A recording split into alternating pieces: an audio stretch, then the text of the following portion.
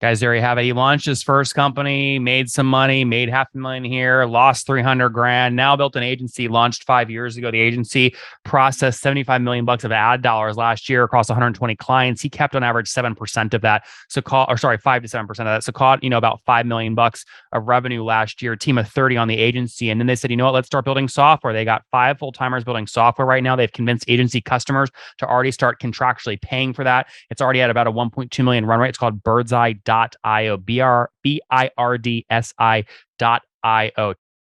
Hey folks, my guest today is Ramzi Nassar. He is the CEO and founder of birdseye.io, spelled BIRDSI.io. He's an experienced serial entrepreneur with deep proficiency in building high caliber teams to scale hyper growth digital brands. He's got over a decade of technology and digital marketing experience, and is an elite internet entrepreneur and CEO, having enabled his companies and hundreds of businesses owners to surpass 7, 8, and 9 figures in online revenues. All right, Ramzi, you ready to take us to the top? Yes, sir. All right. So what does Birdseye do? Who are you selling to? So we are a B2B identity resolution platform. We are building a B2B2C identity graph. What that actually means is we've engineered our own pixel. And if you run advertising on the internet, you're going to want it. What we do is we de-anonymize anonymous web traffic. We turn them into powerful retargeting audiences. And we basically recapture a lot of lost data that we've been trusting, the Facebook Pixel, TikTok Pixel, Google Tag Manager, et cetera, to pick up. But due to all the data privacy kind of legislation, but also, moving targets as to what's happening in that world, we've decided on top of my advertising agency to build our own kind of proprietary analytics and attribution tool. So how's it work? I mean, I've tested a bunch of these tools where it basically says, hey, Nathan, we'll give you the email of the person on your site from their IP address. They don't even have to create an account. That way you can email them and get them to sign up. They're rarely accurate, right? So what are you doing differently? So I've been building internet companies for a decade now.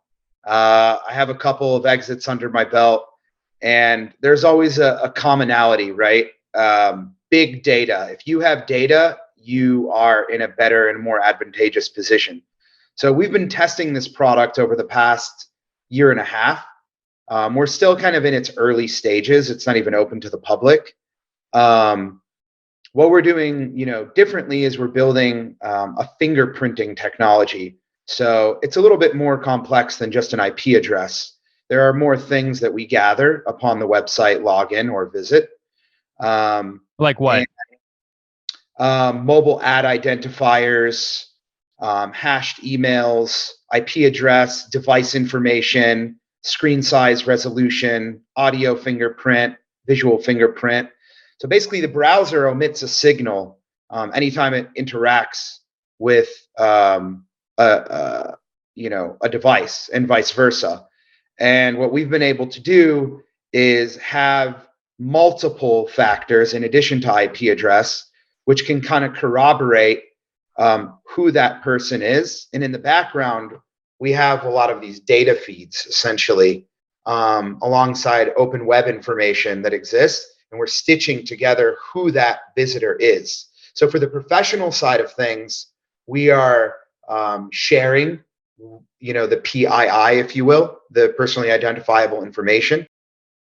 Oh, what's going on there, YouTube? Good to see you guys. Now imagine this. You love watching these interviews with SaaS founders, but imagine if we took all of the valuation data out from over 2,807 interviews I've done manually. Saves you a lot of time.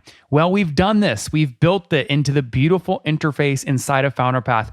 Check this out. I'll show you how you can access this in a second, but you log in, you connect your Stripe account, you see your valuation real time, you can see what it changed over the past 88 days, and even set goals for valuation this year. Now, the secret to valuation is there's many different ways to value a SaaS business. So the reason you're going to see 3 or 4 different valuations inside of your FounderPath dashboard, this is all free, by the way, is because depending on who's doing the buying of your SaaS company, you're going to get a different valuation. A VC is going to pay a different valuation. Private equity firm is different. If you're going to do a minority sale, that's different. And if you sell the whole business, that's a different valuation. You can see all those when I hover over here. Right, so the teal is what a VC would pay, yellow is what private equity, and red is if you sold the whole thing outright. Now, what's cool about this is not built off random data. Again, you guys hear these interviews on YouTube. All these data are built from real-time valuation data points founders share with us on the show. So traction, 1.2 million, seed round, 3.7 raise, they sold 22% of their business. Go in here and filter by the event. Maybe you only want to see companies that have sold the whole business. Well, here are a bunch that have been acquired, the valuation and the multiple. Maybe you're going out right now and you're raising your seed round. Well, go in here and look at all this recent seed deals that went down, what they raised, what valuation they raised at, and what percent that they sold. There's never been a larger data set of SaaS valuations than what you can get now inside of FounderPath, and we're thrilled to bring it to you. All right, we're going to go back to the YouTube video here in a second, but if you want to check this tool out, if you want to jump in and sign up, you can check it out for free to get your valuation at this link, founderpath.com/products/valuations. Or if you go to founderpath.com and hover over products, click on get your valuation here and go ahead and sign up to give it a whirl. Again, all that valuation data live right inside the platform. I hope to see you there. All right, let's jump back into the interview. And for how do you get that though? Everyone listening to this right now is thinking GDPR, Europe, lawsuits. They're thinking Google Chrome's not going to let people just pull PPI off the screen. I mean, how do you get around all this? Yeah, so I mean, it's definitely a moving target since we've started, but we are blessed to have several in-house counsels on the project, and also we're doing everything in a very privacy-first way. So there's a lot of like B2B companies out there that exist that you can buy their data or license their data, right? Rocket Reach, Seamless.ai, Clearbit. There's several of them that exist out there. And a lot of them use the same kind of waterfall of vendors that exists. But what they're not doing is they're not tying the professional profile with the consumer profile. That's what we're doing. And what we're doing to stay privacy compliant. I don't know what that means. Let's say Nathan at founderpath.com visits a website. You're basically saying you have a way to tie Nathan at founderpath.com to nathanlatka at gmail.com? Correct. How? Through a lot of data science and big data. Interesting. What's the metric you track to track basically accuracy on that? What's your hit rate?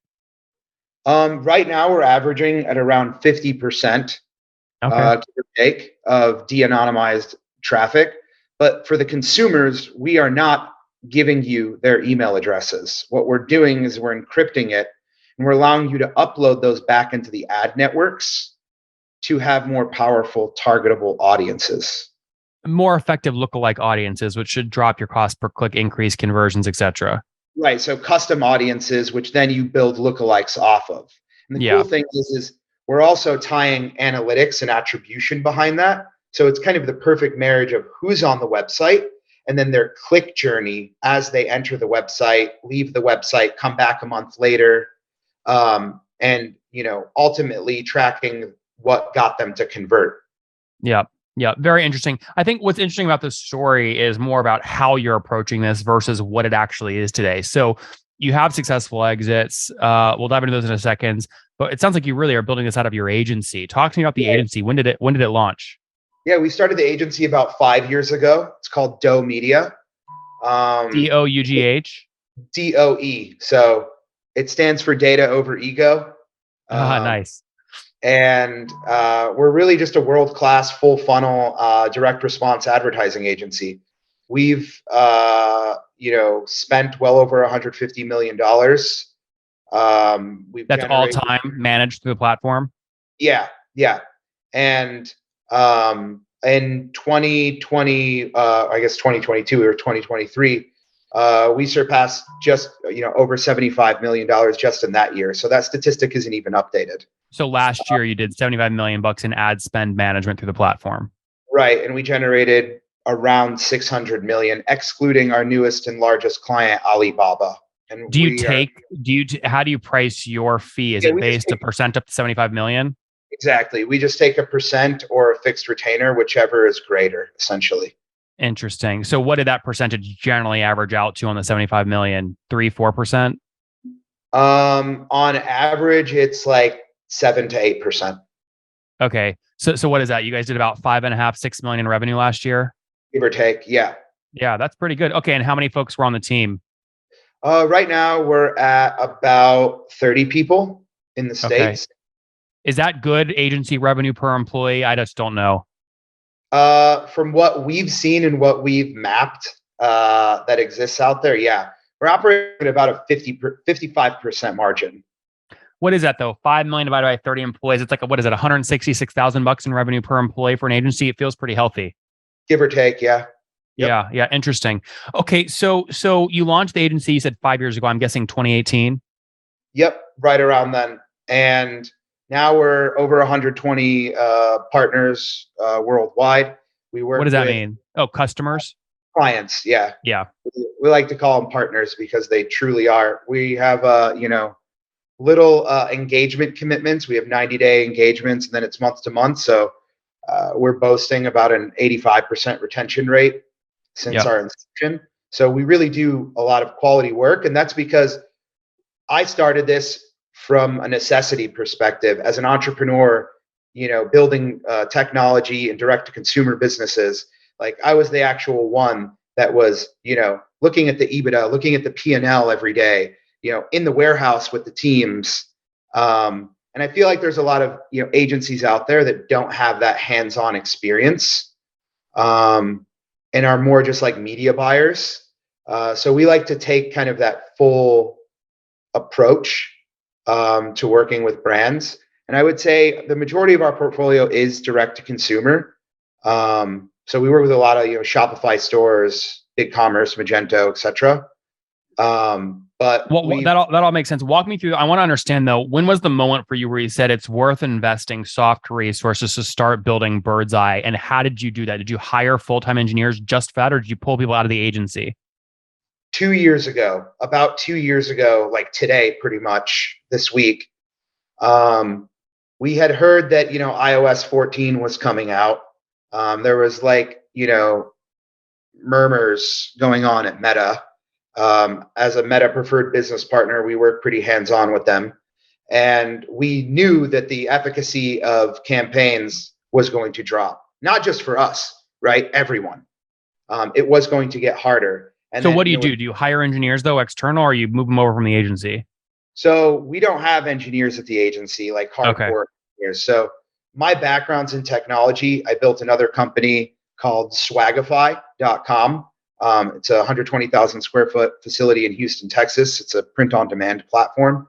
We do that. That one does about $25 million a year. When did you launch that one? Which year? Swagify was launched just under 2 years ago. All right. So 2019, something like that, 2020. Yep. And I'm basically just the CMO of it now. Our agency runs it, the marketing side of it, and I sit on the board there. Who owns the other 80% of that business? A friend of mine named Akil. Akil owns 80%. Okay, interesting. Well, I guess okay. So did you pull engineers off of Swagify? Yeah. So I had met my old CTO in college when I was like 19, 20 years old. And we were building websites in the past and tried our hand at a couple different tech companies. Some of them worked out, some of them didn't. Prolific, ThreadUp. I mean, give us the quick rundown. What worked, what didn't? ThreadMeUp took it to like $17.5 million in about a little under 3 years. That was my first real go at it. Go at building like a technology platform. But at 22 years old, having that much growth and not much experience, that actually imploded at the end of the day. So you made no money off that one. Made no money off of it. In fact, I actually went bankrupt, and I don't think people talk enough about their failures. So, well, why? I mean, you led with, hey, it hit 17.5 million bucks in revenue. People are going to be thinking, well, what do you mean it went bankrupt? You had 17.5. So was it not real revenue or what? It was real revenue, but we had a lot of we had physical goods that we were delivering behind it. We had So really shitty margins. yeah, bad margins. It started to getting cannibalized by vertical manufacturers, and we just didn't adapt fast enough to And then Prolific happened after ThreadMeUp. Yep, and then Prolific, which is now Doe Media, happened after ThreadMeUp. Oh, Prolific. Okay, got it. Prolific was basically V1 of Doe Media. Right. Exactly. Oh, I see. Okay. Interesting. So, I mean, you have a lot of experience sort of starting companies. Have you had what you would consider sort of a successful exit where you made money off it, or you just know what not to do because you've made a bunch of mistakes? Yeah. So, I mean, Swagify was built from that idea of ThreadMeUp, but it wasn't like the same model. So my CTO and I just built that after ThreadMeUp died essentially, and we ended up selling it to this company in Texas, which is now Swagify. You sold it to Swagify? Yeah, not ThreadMeUp, a different app that we had built. What was that app called? That was called Fulfill. FUL, Fulfill, like it sounds like. Yep, exactly. Interesting. And you bootstrapped Fulfill, or you raised money for it? We bootstrapped it. It was just me and my CTO at the time. And what did you sell it to ThreadMeUp for? To Swagify. Sorry, yeah. He doesn't want us to disclose that information, but it was north of 7 figures. What year did you sell it? In around 2000, right before 2019, 2018, 2019, somewhere in between them. Which is when you owned 50% of the app. Now I own 20% of it. No, of Fulfill though. Before you sold it, how much did you own? You had 50. Yep. Okay, got it. So if you sold it for call it more than $1 million, it's fair to say you walked away with something like 500 grand, something like that. Yep. And then you pour that into ThreadMeUp, Prolific, etc. ThreadMeUp's gone at this point. Yeah, I know, but did you lose $500,000? How much did you lose personally on ThreadMeUp? Yeah, on ThreadMeUp, I lost personally like over $350,000. Oh, thanks for sharing that. That sucks, but it's part of the journey. Hey man, everyone wants to talk about the successes and not the failures, but you learn a lot through your losses. 100%. All right, so you get going in. Real quick, 2 years ago during COVID, we also launched a venture fund out of the agency. And we had incubated a company called soilandclay.com. And that was just exited in February. I can't disclose.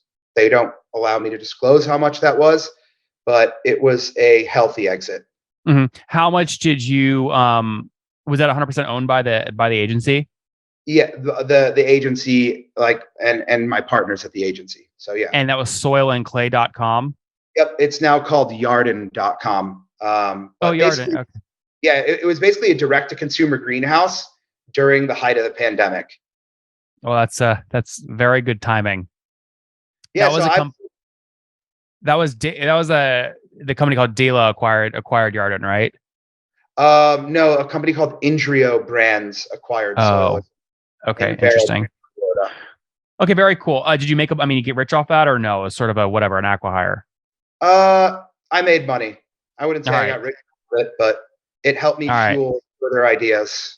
So you pour more of that back sort of into the agency and Birdseye. I guess fast forward now today. How many folks are working full-time on Birdseye? We have a team of 5 right now. Engineers mainly? Yes. Okay, interesting. And what's the plan? I mean, how do you get it out? I mean, when do you open this to the public, if at all?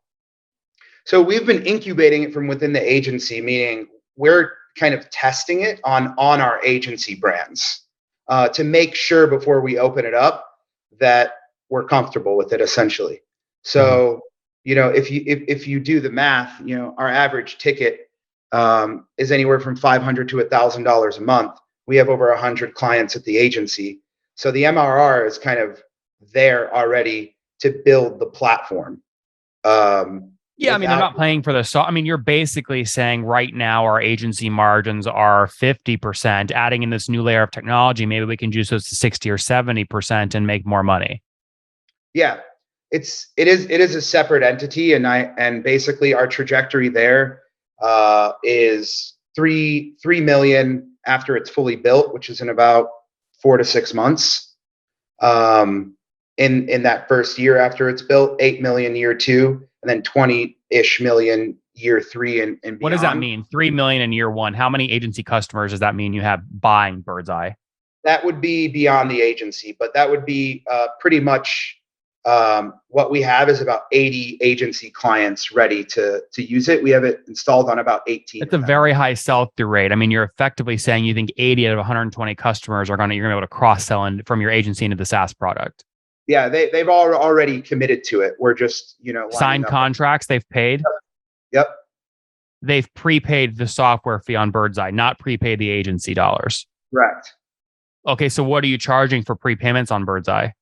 So it depends on how much web traffic you get. Yep. So it's like a dynamic pricing model. The average ticket right now is $500 a month. So how much money, and don't like really tell me actually close, like sign deals for just the technology, not agency revenue, just Birdseye. What is the run rate today?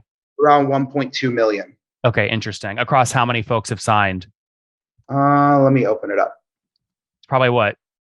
15, 20, 30, something like that?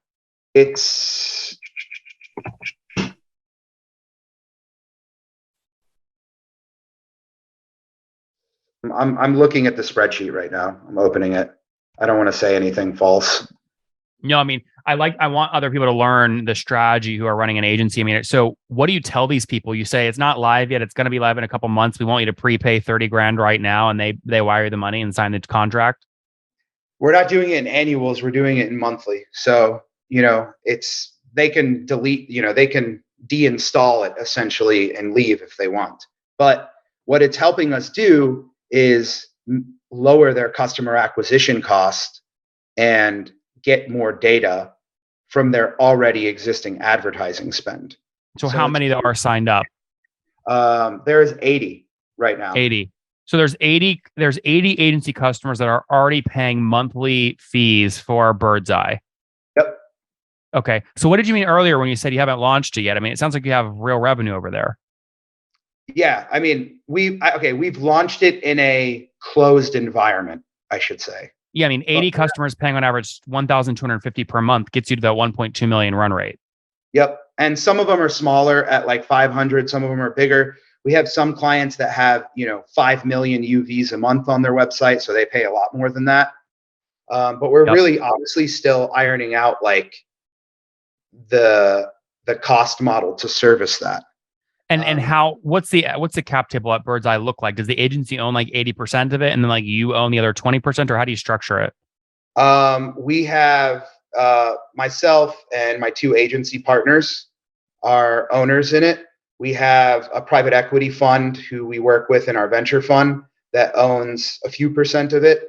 Did they put in dollar capital they invested? We are contemplating raising money right now. Yeah. So the 3 agency partners really own 85, 90%. And then there's some other points scattered around PE firms and elsewhere. And technology. What do you mean technology? A fractional CTO and then a chief data officer. I see. That's of the 6 full-timers right now, 5 full-timers right now. Yep. Yeah. Very cool, Ramsey. Well, I love the story here. Let's wrap up with the famous 5. Number 1, favorite book. Tipping Point. Number 2, is there a CEO you're following or studying? Salim Basul. Number 3, what's your favorite online tool for building Birdseye?